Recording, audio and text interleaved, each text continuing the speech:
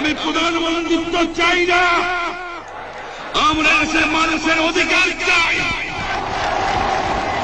আর যদি একটা গুলি চলে, আর যদি আমার লোকের উপর হত্যা করা হয়, তোমাদের কাছে আমার অনুরোধ রইল, প্রত্যেক ঘরে ঘরে দুর্গ গড়ে তোলো। তোমাদের যা কিছু আছে তাই নিয়ে শত্রুর মোকাবেলা করতে হবে এবং জীবনের চলে রাস্তাঘাট যা যা আছে সব কিছু আমি যদি হুকুম দিতে নাও পারি, তোমরা বন্ধ করে দেবে।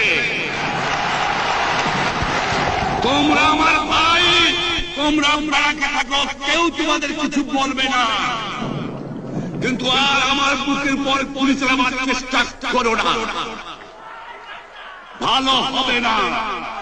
7 কোটি মানুষকে চাপা রাখতে পারবো না। আমরা যখন মরতে শিখেছি তখন কেউ আমাদের দবাতে পারবে না।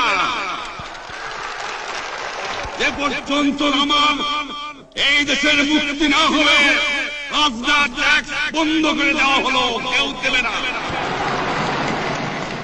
তবে অনুরোধ করছি, আপনারা আমাদের ভাই, আপনারা দেশকে একেবারে জাহান্নামে ধ্বংস করে দিয়েন না। জীবনে আর কোনদিন আপনাদের মুখ দেখা দেখি হবে না। যদিও আমরা শান্তিপূর্ণভাবে আমাদের ফয়সালা করতে পারি, তাহলে অন্তপক্ষে ভাই ভাই হিসেবে বাস করার সম্ভাবনা আছে। সেই জন্য আপনাদের অনুরোধ করছি, আমার এই দেশে আপনারা মিলিটারি শাসন চালাবার চেষ্টা করবেন না।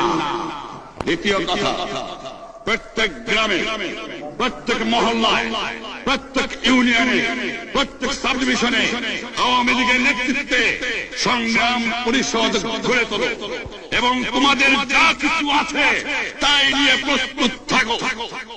মনে রাখবা, রক্ত যখন দিয়েছি, রক্ত আরো দেব, এদেশের মানুষকে মুক্ত করে ছাড়বো ইনশাআল্লাহ। এবারে সংগ্রাম আমাদের মুক্তির সংগ্রাম, এবারে সংগ্রাম স্বাধীনতার সংগ্রাম। আপনারা আমার উপরে বিশ্বাস নিশ্চয়ই রাখেন। জীবনে আমার রক্তের বিনিময়েও আপনাদের সঙ্গে বেইমানি করি নাই।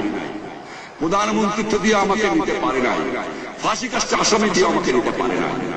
যে রক্ত দিয়ে আপনারা আমার একদিন রেল থেকে বার করে নিয়ে এসেছিলেন, এই রেসকোর্স ময়দানে আমি বলেছিলাম আমার রক্ত দিয়ে আমি রক্তে যে শোধ করবো মনে আছে।